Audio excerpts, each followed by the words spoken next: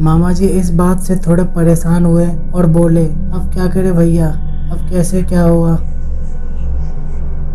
थोड़ा समय दो, अभी बताते हैं क्या करना है और क्या होगा। उन्होंने खुद पर विश्वास रखते हुए मामा जी से कहा और वार्ड के दरवाजे पर ही बैठ गए। आने जाने वाले उन्हें देख रहे थे। फिर एक नर्स आई और उनके बाहर बैठे रहने का कारण पूछा। उन्होंने बिना झिझक के जवाब दिया, अंदर आजाद साहब के बेटे हैं और हम नौकर आदमी हैं, उनके बराबर बैठे अच्छा नहीं लगता। नर्स ने उन्हें वैसे ही रहने दिया और दोबारा नहीं टोका। थोड़ी देर तक उन्होंने अपना धीरे धीरे मंत्र जाप किया और फिर वहीं बैठे रहे। मामा जी ने उनके पास जाकर, भैया क्या हुआ, कुछ हल नजर आया?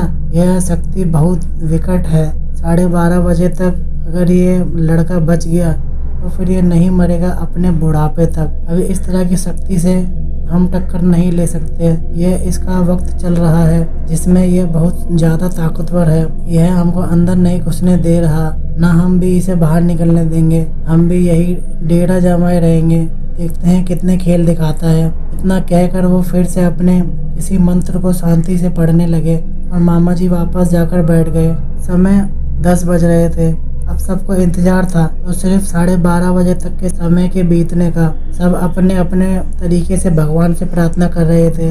रामजी लाल चाचा बाहर वैसे ही बैठे, कभी अपने थैले से कुछ निकाल कर मंत्र पढ़ते तो कभी कोई वस्तु मंत्र पढ़कर अंदर वार्ड में फेंक देते। बेचैनी और बेबसी की वजह से वो 2.5 घंटे किसी 2.5 दशक जैसे लग रहे थे। दादाजी को डॉक्टरों पर यकीन था मगर मामा जी को रामजी लाल पर, क्योंकि मामा जी ये बात मान चुके थे। जब डॉक्टर भी परेशान हो गए और रिपोर्ट सारी नॉर्मल है तो तंत्र मंत्र का सहारा भी बहुत बड़ा योगदान देता है। बाहर बैठे रामजी चाचा की बेचैनी देखी जा सकती थी। कोई भी ज्ञाता देखकर जान सकता था कि वहाँ बैठे आदमी की बेचैनी किसी आम इंसान की बेचैनी से अलग थी। यह बात वहाँ काम करने वाली एक दक्षिणी भारतीय नर्स जान गई। वो वार्ड में जाते वक्त रामजी चाचा से बोली, अंकल तुम यहाँ तंत्र मंत्र कर रहे हो ना? हम सबको यह पता है बेटा, जब जान ही गई हो दोबारा मत आना, क्योंकि कुछ शक्ति अनजान को माफ कर देती है लेकिन जानकार के लिए खतरा बढ़ जाता है। रामजी चाचा ने आराम से नर्स को समझाते हुए सच्चाई बताई।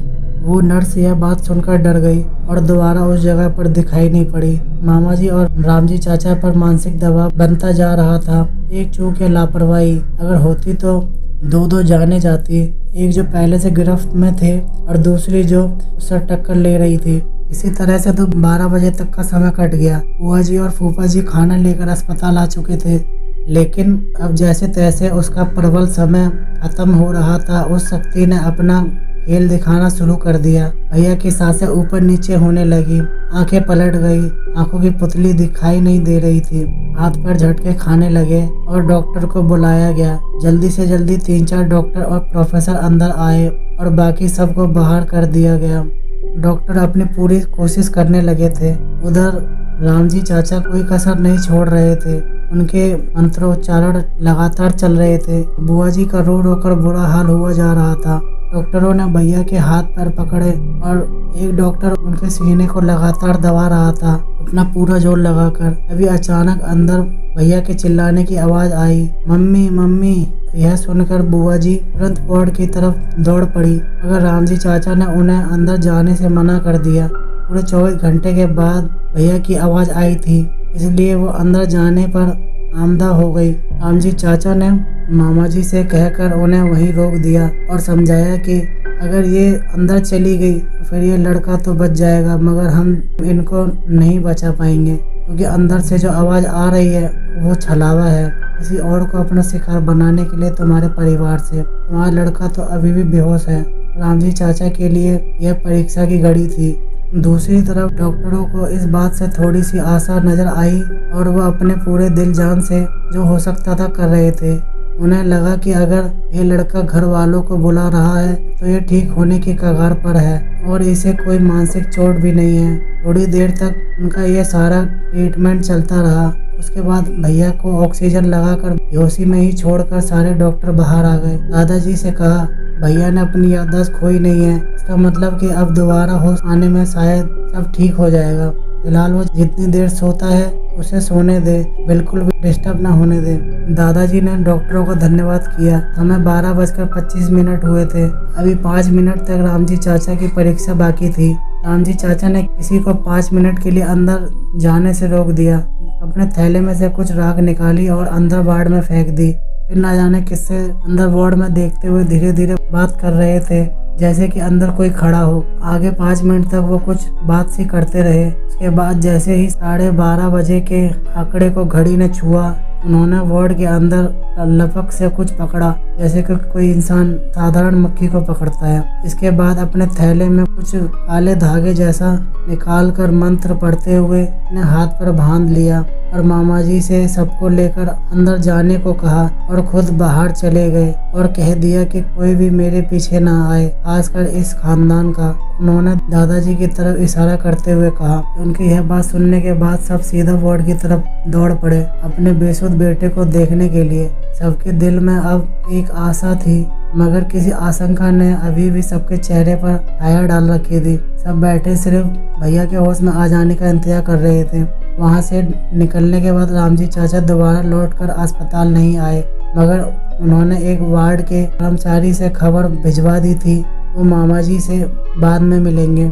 शाम तक भैया को होश आ गया और वो एकदम नॉर्मल हो गए, बस थोड़ी सी कमजोरी बता रहे थे। सबको पहचाना भी, खाना भी आराम से खाया। जब उसने यह पूछा कि उन्हें क्या हुआ था, वो सिर्फ इतना ही कहते कि मैं सिर्फ साइकिल से गिर गया था। इसके आगे उन्हें कुछ याद नहीं था। फिर वो घर जाने की जिद करने लगे। शाम तक डॉक्टरों ने कुछ नहीं कहा, मगर प्रोफेसर ने घर जाने की इजाज़त दे दी और कहा कि अगर इसे थोड़ी सी भी परेशानी होती है तो इसे तुरंत अस्पताल ले आए, वरना सिर्फ नियमित चेकअप के लिए 5 दिन तक ले आए। वैसा ही किया गया और भैया 1 हफ्ते के अंदर एकदम ठीक हो गए। उधर मामा जी रामजी चाचा के पास गए। उन्हें सारी बातें मामा जी से बताई, मामा जी को बताई, जो इस प्रकार थी। मेडिकल के मैदान में एक बरगद का पेड़ है, यही कोई 250 साल पुराना। जब ये दोनों भाई खेलने गए थे, उस पेड़ के नीचे भी बैठकर खेले थे, जो उस बरगद पर वास करने वाली शक्ति को पसंद नहीं आया और यह छोटा सा लड़का उसकी चपेट में आ गया।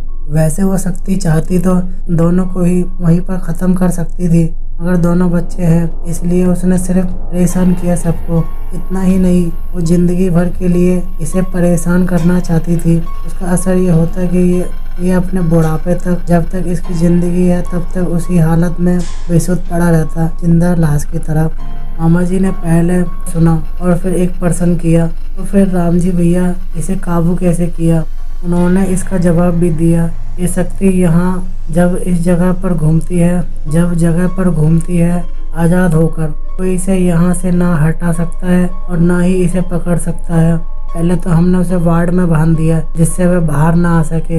ये धमकी दी अगर उसने इस बच्चे को नहीं छोड़ा तो फिर उसे इसी पेड़ पर बांध देंगे, हमेशा रहना पड़ता उसी कैदी की तरह। इसलिए उसने अपनी जिंदगी के लिए विजय को छोड़ दिया। मामा जी ने अगला सवाल पूछा, भैया वो शक्ति आखिर कौन थी?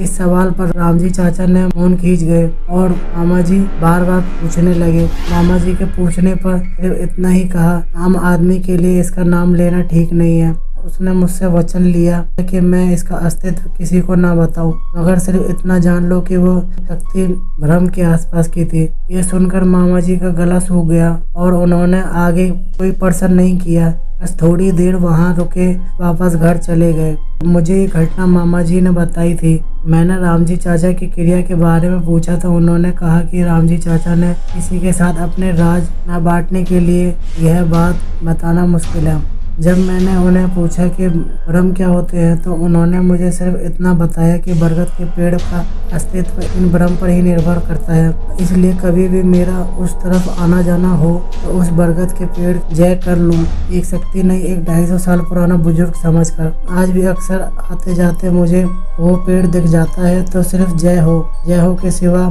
ना कोई नाम ना कोई और शब्द मन में आता है। तो दोस्तों ये थी आज की कहानी, जितेंद्र सिंह की जुबानी। तो दोस्तों आपको ये कहानी कैसी लगी? अगर आपको ये कहानी अच्छी लगी हो तो इस कहानी को लाइक करें, कमेंट करें और अपने दोस्तों के साथ फेसबुक और व्हाट्सएप पर शेयर करें। और अगर आपको भूतिया कहानी सुनना अच्छा लगता है तो हमारे साइबर इविल यूट्यूब चैनल को सब्सक्राइब ज़रूर करें और बेल आइकन को ऑल पर सेट करना ना भूलें, क्योंकि हम ऐसी ही रहस्यमय भूतिया कहानी अपलोड करते रहते हैं। और वीडियो देखने के लिए धन्यवाद।